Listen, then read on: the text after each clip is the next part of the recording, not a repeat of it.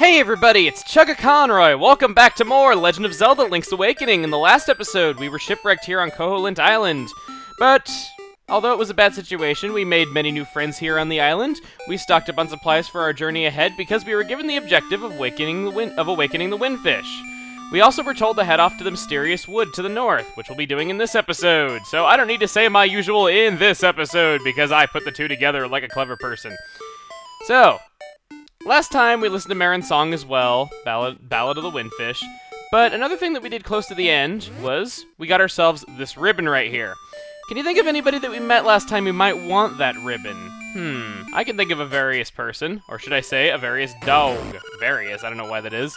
But here we have one of my favorite lines once again. I said it in the last video, I don't need to read it over again. So she says that she needs that ribbon and would trade us her dog food for it. Lucky, thanks. Well, here's your whatever letter that is. Da-da-da-da-da! You exchanged the ribbon for dog food. It's full of juicy beef. Another great line, just like this is an ice chest. Okay, I'm sorry, I had to. But, not really anything else to do here in town. We've done just about everything we can. We met everyone. So, let's set out for the road ahead. The mysterious forest is this way. It's a little bit mysterious. And, no! We can't do anything about this! This is the way that was preventing us from getting in before without our sword. So, if you don't have the sword, you can't go here. Just like in Pokemon, a bush is your greatest enemy when trying to progress. Hoot ho, brave lad, on your quest to wake the dreamer. Welcome to the mysterious wood. Much of the mystery you will find on this uncharted Koholint Island.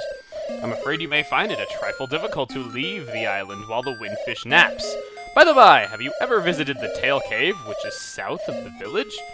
Go there with the key you find in this forest. The Windfish is watching. Hoot! Alright, and let me start off by saying I love this music. It starts off kind of monotone, but listen to this.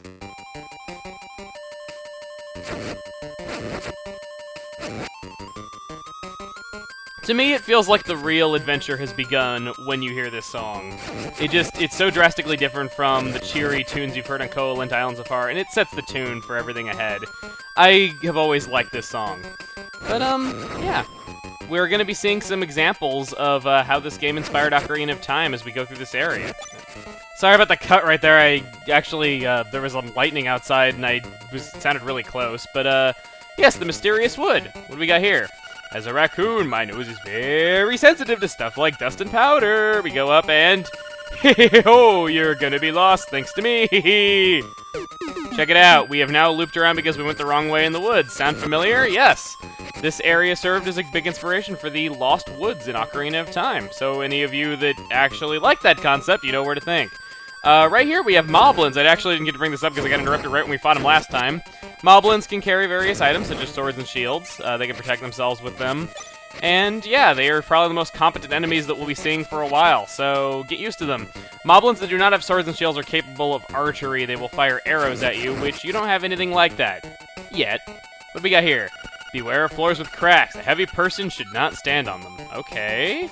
Ooh, floors with cracks, just like it was saying. You know what? I'm not heavy. I can stand on these. You calling me fat, game? Okay. Yeah, you can't stand still on this for very long. There's also keys that are hiding in these dark areas. You can see where they are by watching for their eyes. They get really jerkishly hidden as we get further into this, though, but for the time being, they're not that hard to locate. You can break these crystals here with your sword. You're going to want to do that. You're going to want to push this to the side, and you get yourself 50 rupees. Very nice indeed. Okay. And I would jump in after it, but it was only 1 rupee. Alright. So let's go through here a little bit more. Got ourselves a cave. I'm not too fond of this theme compared to the mysterious forest theme, but hey, that heart piece over there we can't do anything about yet. Don't worry about it. We'll be back for it later. Just remember that it's here. But if we walk over here, we got... You pick the toadstool as you hold it over your head. A mellow aroma flows into your nostrils. Truly writing for the ages. A mellow aroma flows into your nostrils. That is how you write item descriptions. And hey, new item! We got a piece of power right here. This is the opposite of the Guardian Acorn that we collected last time around. As long as we have this, unless we take significant damage, we do double damage in battle. This is incredibly useful. I have always liked this item. And the cool thing is that when you get really good at Link's Awakening, you can kind of just hang on to these powered-up items for a really long time and just kind of keep going. It kind of sucks that you can't enjoy the music as much, like when they're going, because you don't really get to hear it as much, but... You know, I hardly mind when I'm, like, really super overpowered, and of course I lost it, so I can't do that already. And wow, am I really already down to 1 heart? Dang, I really need to find a heart in bad. Come on, dude. Let me pull the heart from your chest. Okay, no, can't do that. Let's hit you. Oh, God. I can't be dying already. No, not in the mysterious wood. Not after yes! Okay, good. I was not getting lucky with the drops there, and I was playing kind of badly there for a little bit. So, we got ourselves that Toadstool. We don't really know what we can do with it, and wow, this looks pretty heavy! Okay, no, I won't do that again. That just is kind of me showing by example how I really, really don't like that, how it says that every single time you walk up to a rock. Well, it doesn't do it again until you leave the screen, so that's kind of nice, but still. The fact that it can do that once per screen is just kind of a bit much for me. I kind of wish that it was if you pressed A on it or something like that. With that, we have found our way out of the mysterious wood. We can't really do anything about that raccoon that's in the way. Let me go around you, and oh my god, it's a Zora! Yeah, Zoras were really ugly before the N64 days, I'll say that much. Got a tombstone over there. We can't do... Wow, this looks pretty heavy! Okay, no, I really shouldn't keep doing that. I actually didn't mean to walk into it that time. But, we got nowhere else to go, so how about walking in here?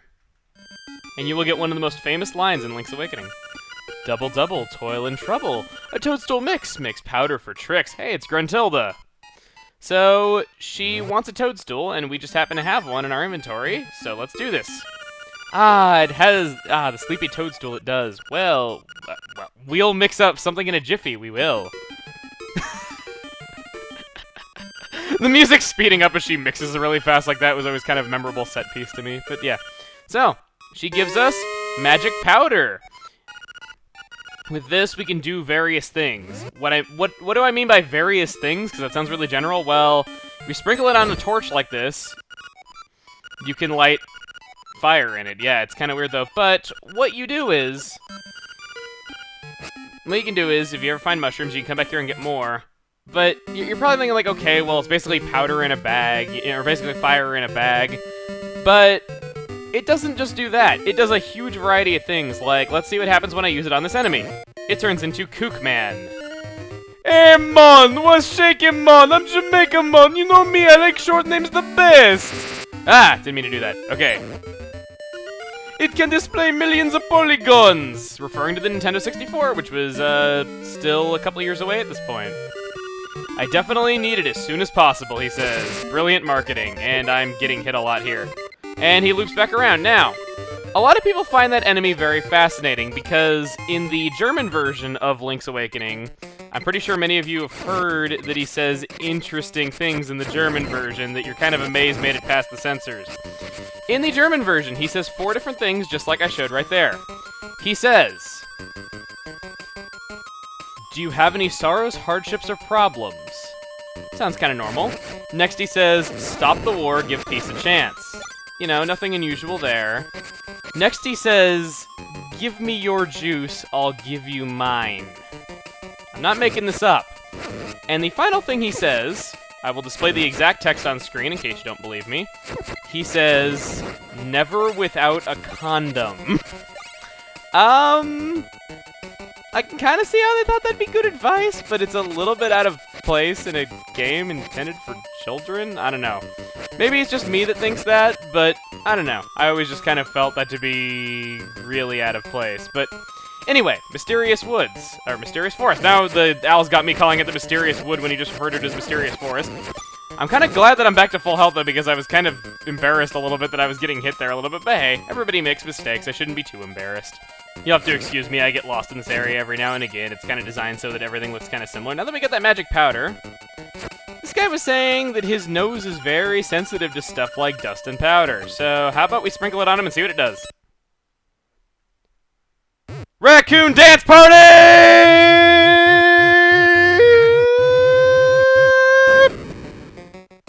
What? The last thing I can remember was biting into a big, juicy toadstool. Then I had the darndest dream. I was a raccoon. Yeah, sounds strange, but it sure was fun. Oh, Terran. I'm all tuckered out. I think I better set a spell before I head home.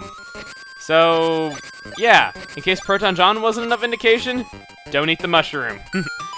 But now that we took care of that, we can go through here and we get ourselves a treasure chest. We have the tail key. Now we can open the tail cave gate.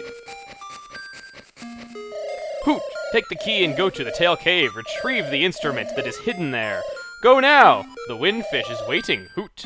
So we know that that's south of town, and we know that it's to the east from that sign that we saw earlier when we were going to Taranbo Shores. So, no real reason to be lost here. We're pretty good. We've done everything there is to do in the mysterious forest, but we can see that the Gopongo Swamp is this way. We can't go there yet, but I thought I would just make a note that that's there. Right here we have a new enemy called the Lake. They will eat you and do all kinds of unkind things to you while you are in their mouth or whatever orifice that is.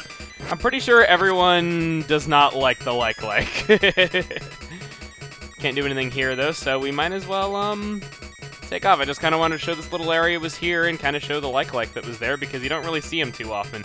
Not that I'm complaining that you don't see them too often, but I'm kind of, you know, I just thought it was kind of a good thing to show. But with that, how about I meet you guys back at the village? Alright, and with that, we don't really have anything else to do. We took care of the Mysterious Wood in this episode. Or, there I go calling it Mysterious Wood when it was called Mysterious Forest. Damn it, owl! Anyway, not really much else to do.